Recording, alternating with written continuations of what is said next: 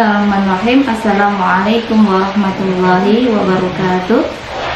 Innal hamdalillah nahmaduhu ta'ala wa nasta'inuhu wa nastaghfiruh wa na'udzu billahi min shururi anfusina min sayyiati a'malina.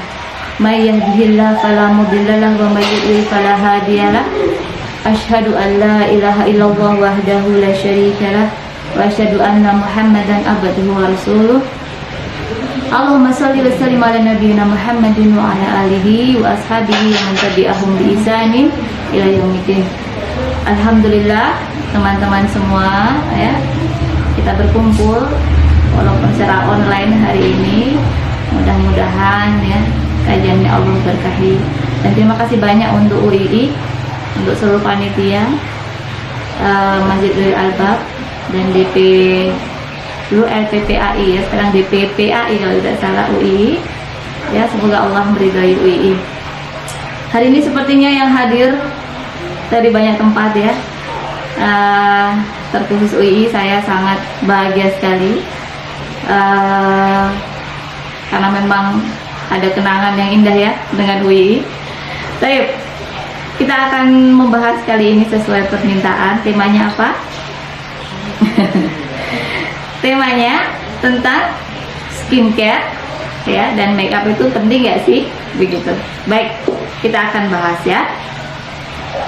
Yang pertama, di masyarakat kita sudah saat ini banyak banget ya beredar berbagai jenis kosmetika ya, dan makeup atau skincare. Nah, ini tiga hal ini kan banyak yang tidak paham perbedaannya. Maka kita akan bahas satu demi satu ya. Skincare itu apa sih gitu, dan penting apa enggak gitu ya. Skincare adalah suatu bahan ya, perawatan untuk kulit. Kalau di masyarakat orang ngertinya tentang face care ya kan, hanya face aja, padahal enggak. Jadi skincare ini merawat, membuat jadi cantik, membuat kulit jadi bagus, kulit yang keriput itu jadi sehat lagi, itu namanya skincare ya. Biar kita nggak gampang menua kulitnya, itu juga skincare. Biar kulit yang kusam, ada fleknya hilang, fleknya cerah, sehat, itu juga skincare. Jadi di sini skincare tujuannya adalah merawat untuk menjadi lebih baik dan lebih sehat, itu skincare. Adapun untuk make up, untuk kosmetika ya kan, ini adalah bahan yang tidak ada bahan untuk merawatnya, pada dasarnya seperti itu. Make up itu menghias ya, make up adalah menghias, membuat jadi cakep seketika. Tetapi ketika make up itu, kosmetikanya, make upnya di stop ya kan, yang terjadi apa? Dia akan kembali ke wajah aslinya. Kalau aslinya kusam, dia akan kusam lagi. Jadi menghias dan merawat, gampangannya seperti itu ya, mudahnya. Nah, saya akan sedikit ada contoh ya, bahwasanya skincare itu tidak hanya face, tetapi dia juga meliputi semua kulit. Kulit apa? Kulit wajah, bibir ya kan, area mata, kemudian leher, maaf untuk ketiak, kemudian selangkangan, rambut. Nah, ini juga masuk dalam urusan skincare. Jadi kulit kepala ini kan namanya juga kulit dia masuk. Jadi misalnya ada sampo, saya kasih contoh aja, sampo untuk melembutkan rambut yang kusam, rambut yang apa namanya berantakan, sulit disisir, itu masuk di dalam skincare.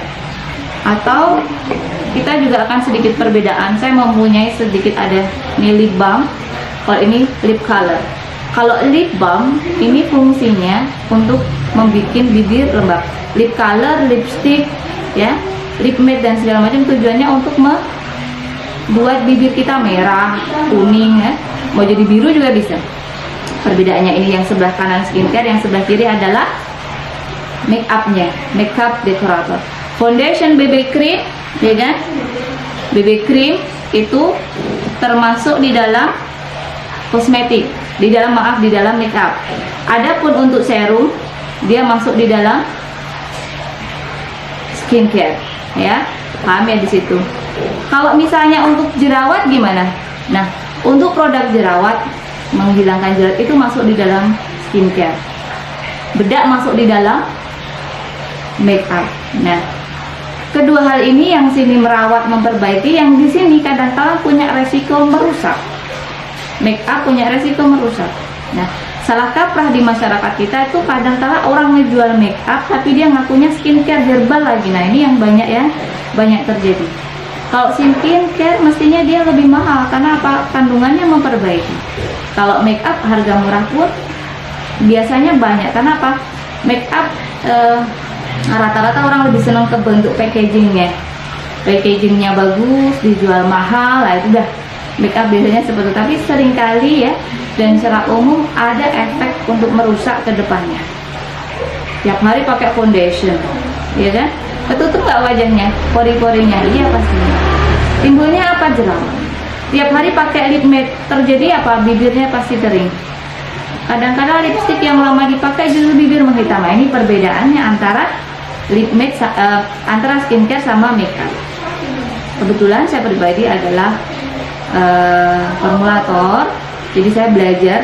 Jadi formulator itu biasanya apoteker ya, tapi karena saya memang tertarik banget sama dunia kecantikan, jadi saya belajar meracik skincare natural, skincare yang BPOM itu seperti apa, dan skincare medis karena saya seorang dokter. Tiga-tiganya ini berbeda, make up berbeda lagi. Jadi akhirnya kami juga membuat make up, tapi namanya disocetical ya, make up yang di dalamnya itu ada kandungan mineralnya, ada kandungan untuk anti agingnya, anti polutannya, untuk membuat jadi lebih baik. Itu namanya tetap make up, tetapi make up dengan kandungan khusus, walaupun masih jarang di Indonesia. Nah, di sini kali ini yang kita bahas nggak akan terlalu banyak tentang skincare dan make upnya ya. Nanti kita akan boleh tanya banyak hal itu ketika nanti di sesi tanya jawab, boleh dibahas kemana, mau bahan-bahan apa boleh, tetapi karena kita akan lebih ngebahas tentang bagaimana tinjauan syariatnya, begitu ya. Baik, kemudian ya, yang perlu teman-teman pahami di dalam perkara skincare dan make up ini ada hukum syariah ya. Hukum syariatnya seperti apa? Nah, kalau untuk bertanya penting nggak penting, bermanfaat nggak bermanfaat, boleh nggak boleh, kan kembalinya bukan kepada medis aja, tentu lebih kepada syariat ya kan. Kalau tadi yang saya sampaikan sebelumnya, manfaat tadi kan secara kesehatan, sekarang secara syariat ya kan, penting nggak ya, bermanfaat nggak, penting nggak sih skincare, penting nggak sih make up. Nah, ini ada tinjauannya. Yang pertama, kalau namanya merawat ya kan, membuat wajah jadi bersih, jadi sehat, itu tentu ada dalilnya. Membuat wajah jadi cantik, tetapi dalam artian cantik agar dipandang suami itu menyenangkan. Kalau ketemu orang ya kan, nggak sebel ya kan. Misalnya, maaf, kadang orang kalau pakai baju masih tembus ya bau keteknya misalnya, ini sebenarnya skincare juga masuk di sini. Maka perlu teman-teman ketahui bahwasanya kita merawat diri itu jika kembali kepada syariat, salah satu yang harus kita pegang adalah bahwasanya memperindah ya, itu adalah suatu kebaikan. Kenapa? Allahul Jamil yuhibbul jamal. Allah itu indah dan menyukai keindahan. Ini yang pertama. Berarti penting nggak di sini? Penting. Jika niatannya, oh karena Allah itu indah, Allahul Jamil yuhibbul jamal, Allah indah dan menyukai keindahan. Itu yang pertama. Jadi alasannya karena Allah memang mencintai keindahan ya. Kemudian ya, selain Allah menyukai keindahan ya kan, mempercantik diri di dalam Islam itu juga ibadah. Bagaimana bisa ibadah? Ya tergantung niatnya. Kan innamal a'malu binniyat wa innamal likulli imri'in ma nawa. Segala sesuatu itu ya kan tergantung niatnya, dan kita akan mendapatkan ya kan, entah pahala entah dosa, tergantung niat kita. Maka di sini ketika kita merawat ya kan, kita mengatakan skincare penting itu dengan alasan tadi, Allah itu indah, Allah mencintai keindahan. Nah, yang kedua, Nabi Shallallahu Alaihi Wasallam sempat menyampaikan kepada kita. Ditanya, ayu nisa'i khairun ya Nabi? Ya, siapakah wanita yang paling baik?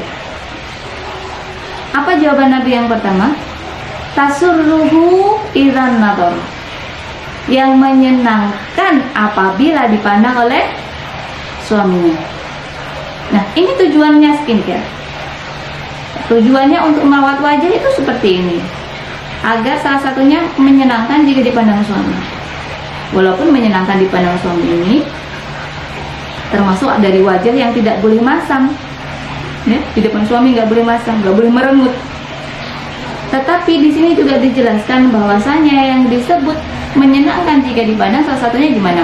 Kalau kita berjerawat, kalau kita fleknya banyak, terus kita kusam tidak pernah merawat wajah, menyenangkan nggak sama suami? Nah, tentu tidak menyenangkan. Maka di sini yang perlu diperhatikan adalah jadilah kita orang yang menyenangkan apabila suami kita memandangnya. Ya, jadi setiap suami melihat kita itu senang, walaupun ini penjelasannya kan banyak. Ya, tasurruhu idzan nazara tuti'uhu idza amara wa ma tukhalifu fi nafsiha wa maliha bima yakrahu. Ini satu dari lagi sebenarnya penjelasannya panjang, tapi saya ambil yang pertama, yaitu yang menyenangkan jika dipandang suami. Maka di sini sebagai dalil kita untuk merawat wajah kita. Kemudian selanjutnya yang ketiga, dalil tentang ketika laki-laki mau menikah, maka Nabi mengatakan tungkahul mar'atu lil arba'. Wanita dinikah karena 4 hal. Ya, apa yang disebut pertama kali? Nah, ada penjelasan dari Imam Ahmad, li jamaliha.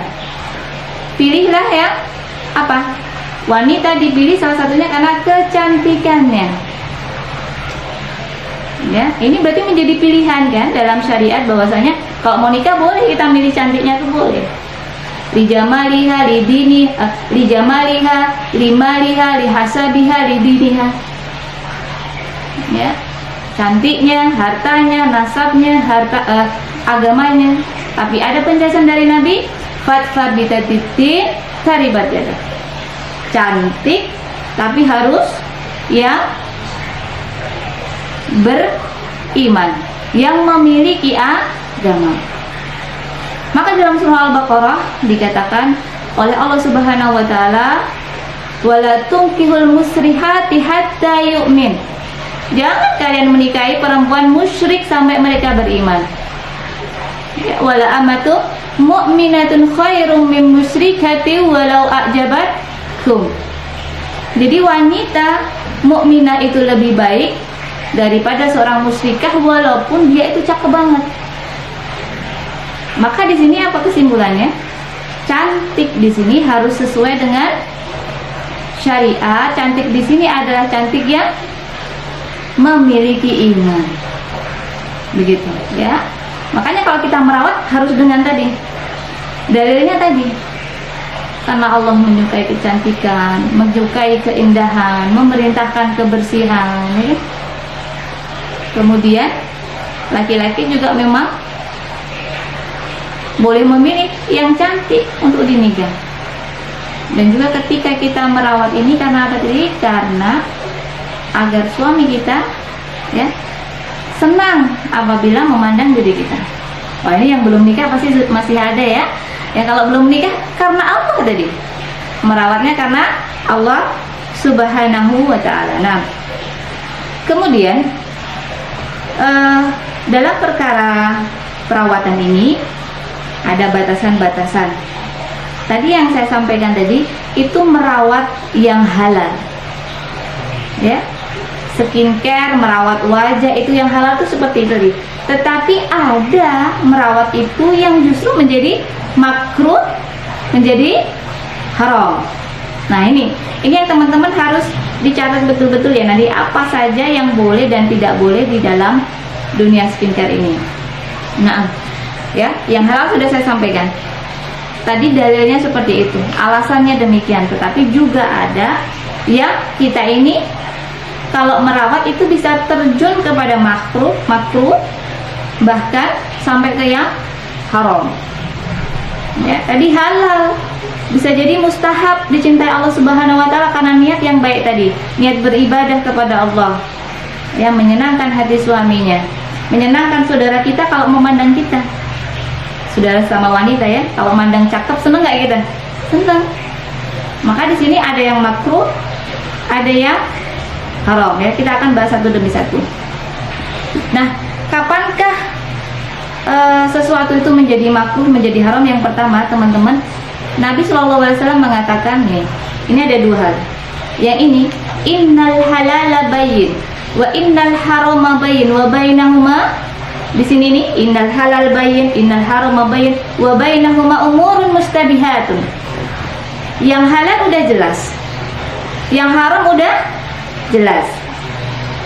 Di tengah-tengah keduanya ini ada syubhat, ada yang samar-samar. Kata Nabi, la ya'lamuhunna katsirun minan nas. Enggak banyak orang yang tahu nih hukumnya nih. Skincare yang halal tuh udah tahu kan teman-teman? Skincare yang haram sudah tahu. Wa bainahuma umurun mustabihatun. Di sini ini ada perkara yang banyak sekali, banyak juga manusia nggak tahu. Oh, ini syubhat. Terus gimana dong? Ya. Famanittaqa syubhat faqad istabara lidini wa irdi. Siapa yang menjaga diri, yang bertakwa di dalam syubhat ini, menjauhi syubhat ini, maka dia sudah menjaga agamanya, menjaga kehormatannya. Gak nyentuh-nyentuh yang kita nggak tahu hukumnya halal apa haramnya nih skincare. Kita jangan masuk di sini. Kenapa? Karena kita untuk menjaga agama kita. Akan tetapi barang siapa waman waqa'a syubhat, yang masuk di sini waqa'a fil haram. Kalau sudah masuk di sini, nggak tahu nih hukumnya skincare halal apa haram, kita pakai aja, maka kita masuk perkara yang haram. Wah, terus gimana kalau kayak gitu? Ya, kita harus tahu ilmunya ya. Harus ngerti ilmunya, kapankah skincare ini halal, kapan skincare ini haram, kapan ini masuk di ranah syubhat, dan kita harus mempelajarinya. Nah, untuk hukum asal segala sesuatu di muka bumi ini hukumnya sebenarnya mubah. Semuanya mubah sampai ada dalil yang mengharamkan.